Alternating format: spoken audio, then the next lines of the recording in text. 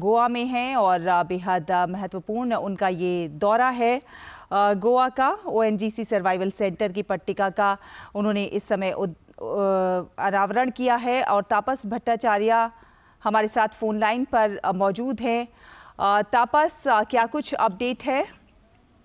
जी शायद सबसे पहले तो मैं ये बताना चाहूंगा, प्रधानमंत्री नरेंद्र मोदी इस वक्त गोवा पहुंच चुके हैं इंडिया एनर्जी वीक 2024 का उद्घाटन करने के लिए। लेकिन सबसे पहले उन्होंने ओएनजीसी सी सर्वाइवल सेंटर इसका उद्घाटन किया। ये एक बहुत ही अहम एक state of the art integrated sea survival training centre है। मैं इसलिए इसको इंपॉर्टेंट कहता हूं क्योंकि अगर आप देखें किसी भी पेट्रोल और गैस का जो प्रोडक्शन होता है वो 70% से ज्यादा जो होता है वो ऑफशोर और यानी कि समुद्र की तरफ होता है। अब समुद्र बहुत ज्यादा रिस्की होता है, तो वहां पे किस तरीके से लोगों को ट्रेन किया जाए वहां पे काम करने के लिए, वो बहुत वहां पे जो रिस्क है उसको कैसे संभाला जाए, तो उसका ये सेंटर ये पहला ऐसा देश में बना हुआ है। इससे पहले बाहर लोगों को जाना था पड़ता था ट्रेनिंग करने के लिए। तो ये अगेन जैसे हम प्रधानमंत्री कहते हैं मेक इन इंडिया का नायाब एक उदाहरण है। दूसरी अहम चीज है कि ये 10,000 से 15,000 लोगों को हर साल इसको ट्रेनिंग देगा। इसमें जो समुद्र में जिस तरीके की लहरें उठती है या जिस तरीके से हार्श वेदर होता है उसको स्टिमुलेट किया जाता है कि वहां पे अगर ऐसी दिक्कत आई तो आप कैसे उसको उससे पार पाएंगे। और एक और जो चीज अहम हमें पता चली है कि बहुत सारे लोगों को जान जो फर्टिलिटी रेट है वो बहुत ज्यादा हाई है। तो ये जो ओएनजीसी सी सर्वाइवल जो सेंटर है वो उससे ये बताया जा रहा है कि ये लोगों को जिस तरीके से ट्रेनिंग मिलेगी उनको लोगों को जान बचाने की मदद हो रही। खासतौर से ट्रेनिंग इस तरीके से दी जाती है कि लोगों को स्ट्रैप कर दिया जाता है एक केबिन के साथ और एक डेप्थ में उनको लेके जाते हैं, पानी की एक डेप्थ में लेके जाते हैं और वहां पे उनको ट्रेनिंग दी जाती है कैसे ऐसे मौकों पे जहाँ पे अगर उनका हेलीकॉप्टर क्रैश हो जाता है या किस तरह से वो पानी में चले जाते हैं तो वहां से कैसे अपनी जान बचा के निकलते हैं। मैं एक एग्जांपल देता हूं कि फर्टिलिटी रेट जो है करीब 3 से 4 गुना ज्यादा है इंडिया में ऐसे जब क्रैश होते हैं या फिर इससे की कोई विपदा आती है। तो इसी वजह से ये किया गया। विदेशों में एक अगर 40 होता है तो उसमें से एक फर्टिलिटी रेट होती है, यहाँ पे उससे ज्यादा है। तो ये जो फर्टिलिटी रेट है इसको कम करने के लिए लोगों को ट्रेनिंग देने के लिए ये ओएनजीसी सर्वाइवल सेंटर बनाया जा रहा है।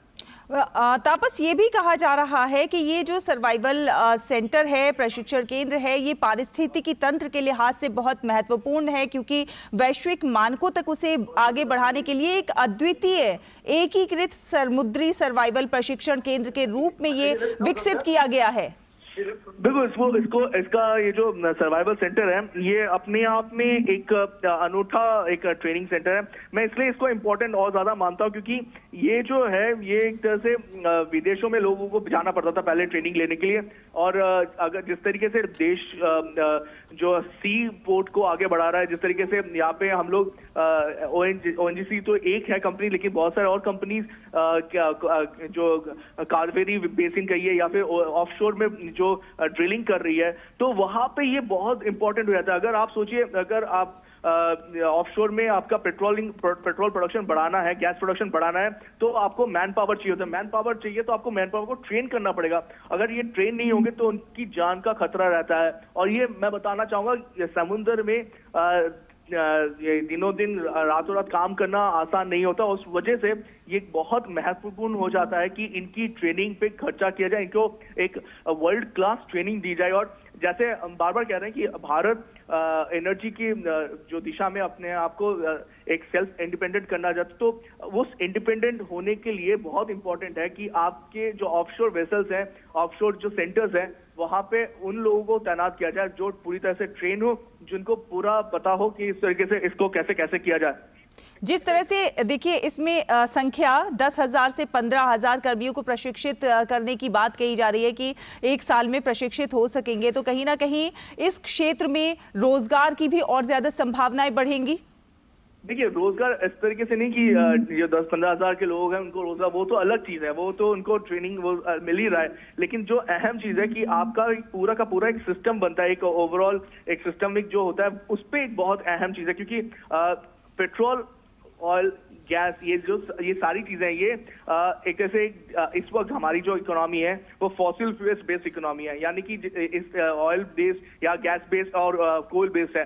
तो अगर इनको चलाना है तो इनको हमारे को जो देश की जो कंपनीज हैं उनको ऑफशोर से लेना पड़ेगा, ये ड्रिलिंग करनी पड़ेगी। ड्रिलिंग मैंने जैसे आपको कहा कि बहुत ही रिस्की बिजनेस होता है, क्योंकि समुद्र स्थिर नहीं है, वहां पे हवाएं आती है, साइक्लोन आता है, हमने देखा है कितनी दिक्कतें होती है। तो जब इस तरीके की विपदा होती है, अगर मानिए कोई हेलीकॉप्टर से वहां पे पहुंचा, आप ऐसे पहुंच भी नहीं सकते, आपको हेलीकॉप्टर से पहुंचना है, हेलीकॉप्टर में कभी प्रॉब्लम आ गई, कोई दिक्कत होगी, क्या वो क्रैश हो जाता है, तो वो किस तरीके से उनको संभाला जाए, किस तरीके से वो उन लोगों की जान बचाई जाए, वो अहम हो जाता है। तो ये ऐसा नहीं कि 10-12 हजार लोगों को नौकरी मिलेगी, 10-12 हजार लोगों को जब हर साल आप ट्रेन करते हैं तो आपके पास एक मैन पावर तैयार होता है। दूसरा, ये देश का पहला है और आसपास के जो पूरा एरिया है वहां पे भी इस तरीके के पहला बनाया गया है सेंटर। तो बाहर से भी लोग, जो साउथ ईस्ट एशिया कहिए, साउथ एशिया की बात करें, वहां से लोग यहाँ पे आके ट्रेनिंग करना चाहेंगे, क्योंकि सब जगह पे ये ऑफशोर जितने भी जैसे मैंने कहा 70% से ज्यादा पूरे विश्व में जो ड्रिलिंग होती है, जो ऑयल प्रोडक्शन कहिए, गैस प्रोडक्शन कहिए, वो ऑफशोर से होता है। तो लोग यहाँ पे आना चाहेंगे, आके यहाँ पे ट्रेनिंग लेना चाहेंगे, और एक तरह से भारत एक माप चिन्ह में आ जाएगा जो प्रोवाइड करेगा कि किस तरीके से लोगों को ट्रेनिंग दी जानी चाहिए इस तरीके की खास ट्रेनिंग पे।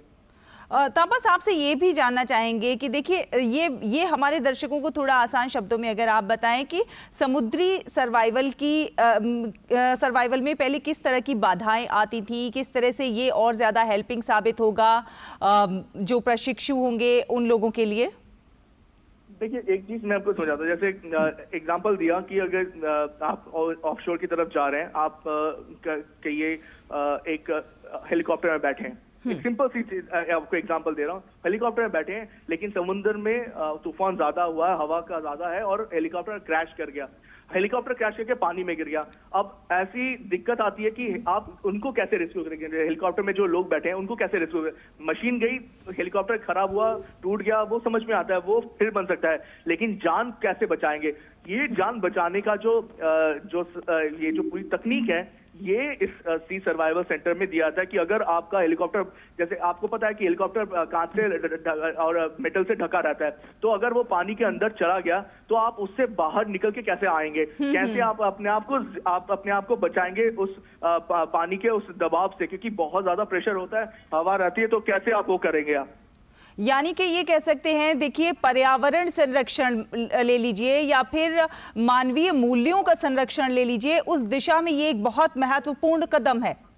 मानवीय मूल्य जो है उसका बहुत अहम है, लोगों की जान बचाना बहुत अहम है। जैसे मैंने कहा कि अगर ये ही लोग हैं जो हमारे घरों पे जो इलेक्ट्रिसिटी पहुंचे, जो एनर्जी आ रही है, वो उसको लाने में बहुत बड़ा एक अहम रोल प्ले कर रहे हैं। तो अगर वो तभी साकार होगा जब इन लोगों को बताया जाए कि आपकी जान को खतरा नहीं है, आपको बचाया जाएगा, आपको बचाया जा सकता है और आप बच भी जाएंगे।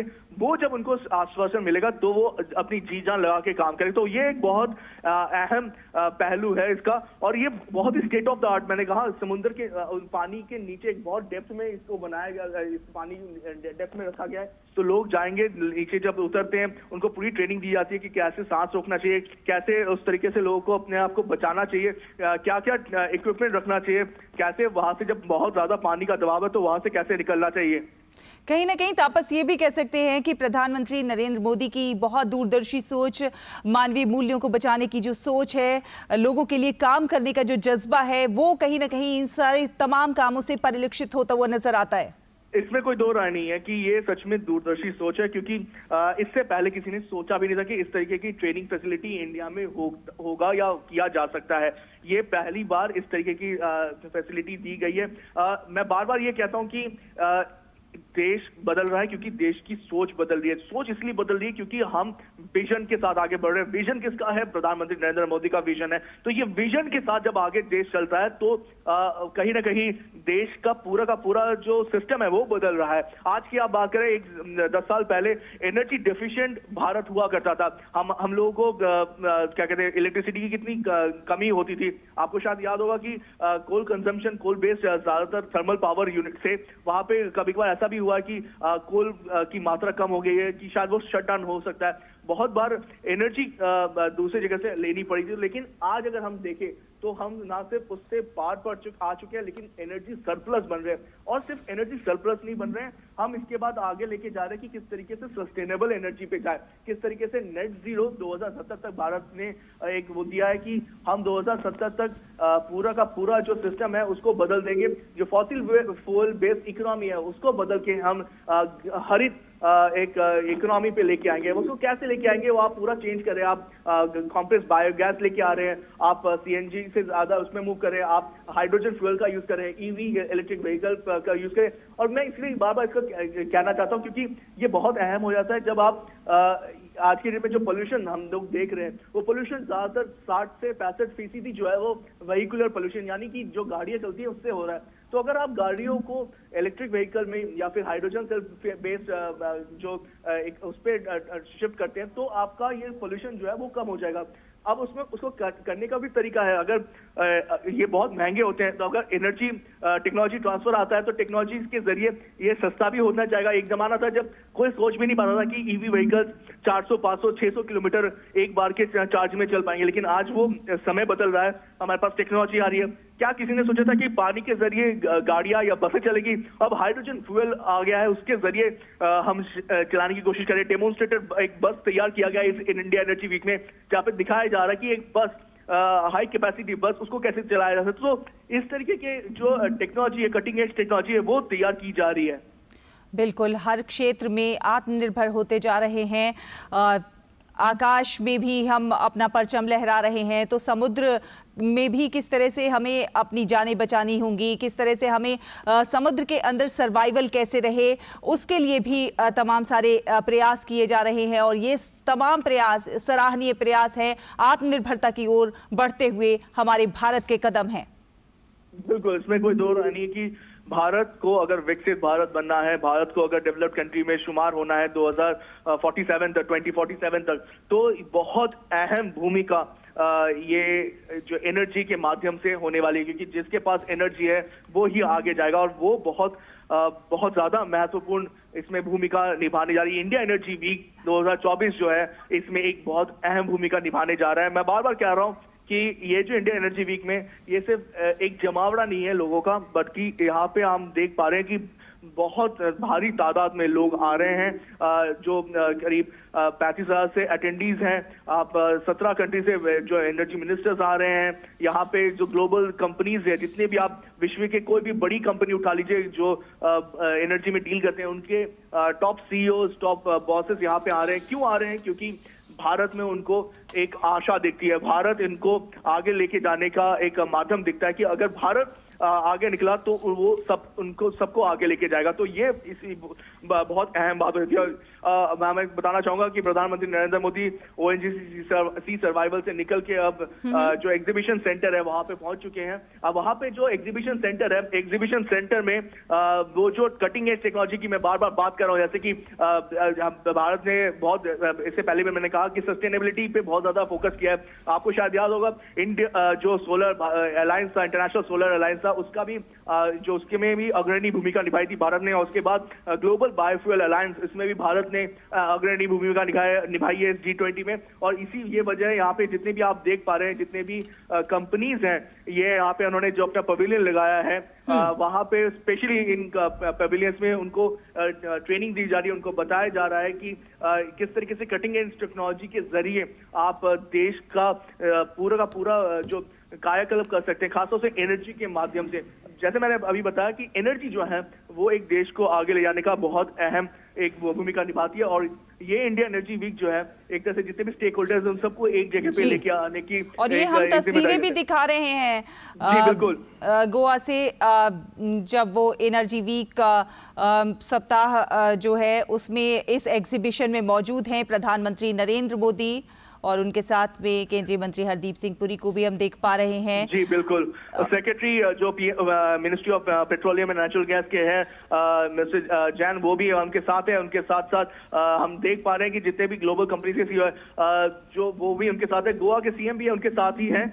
तो ये सारे ये पूरे जो आप देख पा रहे हैं यहाँ पे हर एक अलग अलग कंपनीज के पवेलियन में जा रहे हैं। इंडियन ऑयल कहिए, इंजीनियर्स इंडिया लिमिटेड कहिए, इनके सारी कंपनीज के जो पवेलियंस है यहाँ पे प्रधानमंत्री जा रहे हैं, उनको समझाया जा रहा है, बताया जा रहा है कि किस तरीके से जो टेक्नोलॉजी का यूज किया जा रहा है। मैं बार बार क्या, जैसे अभी हमने कहा कि हाइड्रोजन बस में पानी को यूज किया जाता है, लेकिन पानी को किस तरीके से आगे लिया जा सकता है, उसको एक इलेक्ट्रोलाइजर की एक टेक्निक बोली जाती है। वो इलेक्ट्रोलाइजर टेक्निक है जो पानी को तोड़ता है, वो हाइड्रोजन में उसके सेल को तब्दील करता है। वो जो तब्दील करता है वो एक जो टेक्नोलॉजी डेमोन्स्ट्रेटर है वो दिया जाएगा। ये बहुत अहम भूमिका हो जाती है इस वजह से। बिल्कुल तापस, हम जानते हैं प्रधानमंत्री नरेंद्र मोदी अपनी सभ्यता को, अपनी संस्कृति को साथ लेकर चलने वाले हैं। साथ ही साथ प्रधानमंत्री नरेंद्र मोदी का फोकस रहता है विकास पर। विकसित भारत की उन्होंने एक परिकल्पना की और उस दिशा में लगातार आगे बढ़ते हुए आज हम देख रहे हैं कि नए नए आयामों को, नए नए पड़ावों को हासिल किया जा रहा है। आत्मनिर्भर हर दिशा में हुआ जा रहा है और उसी की एक वानगी प्रस्तुत करती हुई ये प्रदर्शनी अपने आप में काफी कुछ कह रही है। बिल्कुल, ये प्रदर्शनी जो है, मैं बार बार कह रहा हूँ, ये प्रदर्शनी बहुत अहम है क्योंकि इस प्रदर्शनी में हम देख पाते हैं कि जो कटिंग एज टेक्नोलॉजी है जो आगे भारत को आगे लेके जाएगा। आपने अगर देखा होगा मेडिवल पीरियड के बाद से जो मॉडर्न वर्ल्ड में भी अगर हिस्ट्री की अगर बात करें, आप देखते हैं कि जब जिसके पास टेक्नोलॉजी होती है वो आगे जाता है। टेक्नोलॉजी जो है वो एक क्रूशियल रोल प्ले करता है एक देश के विकसित बनने में, और यही वजह है कि यहाँ पे इतना जबरदस्त जोर, इतना जबरदस्त दिया जाता है कि टेक्नोलॉजी को आगे लेके जाया जाए। किस तरीके से वो टेक्नोलॉजी जो घर घर तक पहुंचे। जैसे अभी एक प्रेशर कुकर दिखाया जाता है जहाँ पे उनको वो एक तरह से बहुत ही कॉम्पैक्ट प्रेशर कुकर है। कॉम्पैक्ट प्रेशर कुकर यानी उसमें कोई बायोफ्यूल की जरूरत नहीं है, उसको अलग तरीके से तैयार किया गया है। तो सोलर एनर्जी के जरिए भी उसको तैयार किया गया। तो इस तरीके से बहुत सारी टेक्नोलॉजीज है जो घर के लोगों तक, जो कोने कोने में जो हमारे देश में लोग हैं उनको पहुंचाई जा रही है और वो उससे लाभ ले सकते हैं। पहले क्या होता था कि टेक्नोलॉजी बन तो जाती थी लेकिन किसी साइंस जर्नल में या किसी जो इंस्टीट्यूट है वहां पे पड़ी रहती थी। अब प्रधानमंत्री का मानना है कि जो भी टेक्नोलॉजी बने वो लोगों के काम के लिए बने, लोगों को वो प्रोवाइड किया जाए उसका फायदा। तो इसलिए जो लोग हैं वो साइलोस से निकल के, पहले एक कोई इंस्टीट्यूट बनाता था तो दूसरे इंस्टीट्यूट को पता नहीं होता, अब सब एक इंट्रिकेटेड तरीके से काम किया जा रहा है। बिल्कुल, और तापस, ये जो हम प्रदर्शनी में देख रहे हैं अपने टेलीविजन स्क्रीन पर जो तस्वीरें आ रही हैं, जो पीछे दर्शाया जा रहा है कि किस तरह से साइंस, तकनीक और साथ ही साथ पर्यावरण का सामंजस्य, इन सबको साथ में लेकर चलते हुए किस प्रकार प्रकृति का संतुलन बनाया जाए, इसको भी प्रस्तुत कर रही है ये प्रदर्शनी। इसमें कोई दो राय नहीं है क्योंकि जो एनवायरनमेंट है, ये जो हमारा पर्यावरण है वो सर्वोच्च है। अगर पर्यावरण नहीं रहेगा तो हम लोग भी नहीं रहेंगे। तो उसको किस तरीके से आगे लेके जाए, लेकिन डेवलपमेंट भी हो, डेवलपमेंट के साथ साथ विकास के साथ साथ ये पर्यावरण का ध्यान रखें, ये इस पे हमेशा से एक बल रहा है। सस्टेनेबिलिटी की आपने बात की, प्रधानमंत्री का खुद का उन्होंने पूरे विश्व को दिया है नारा लाइफ का, मिशन लाइफ जो है वो लाइफस्टाइल फॉर चेंज जो है वो बता रहे हैं कि सस्टेनेबिलिटी के साथ चलिए। अगर आपको जरूरत है जिस चीज की वही चीज लीजिए, एक्स्ट्रा ना लीजिए, वेस्ट ना कीजिए, और वो एक अहम नारा है। और ये जो प्रदर्शनी है यहाँ पे भी हमें वैसी ही चीजें देखने को मिल रही है कि किस तरीके से पर्यावरण को ध्यान में रख के सारी चीजें की जा रही है। और ये जो पूरा प्रदर्शनी प्रधानमंत्री देख रहे हैं, देखिए ऐसा नहीं है कि हर एक जगह पे जा रहे हैं, हर एक चीज समझने की कोशिश कर रहे हैं, हर एक लोगों से मिल रहे हैं, उनको बता रहे हैं कि आप आगे बढ़ रहे हैं। और बहुत ही ये जो प्रोत्साहन देने वाला ये पूरा का पूरा मामला है। तो लोग खुश हैं, जो जितने भी इंजीनियर्स हैं, जितने भी साइंटिस्ट हैं, लोग काम कर रहे हैं हर एक अलग अलग टेक्नोलॉजी पे, उनको एक बल मिल रहा है कि अगर हमारे देश का प्रधानमंत्री हमारे साथ खड़ा है तो हम कोई भी बाधा काट के आगे बढ़ सकते हैं। और बिल्कुल तापस, हमने देखा है कि बीते कुछ सालों में जिस तरह से स्टार्टअप्स को बहुत ज़्यादा बढ़ावा मिला है, कौशल को बहुत ज़्यादा बढ़ावा मिला है, और ये लोगों के कौशल को बढ़ावा देने का, उन्हें एक मंच प्रदान करने का ही कारण है कि आज तमाम स्टार्टअप्स ऐसे सामने आए हैं जो देश को एक नए आयाम पर ले जाने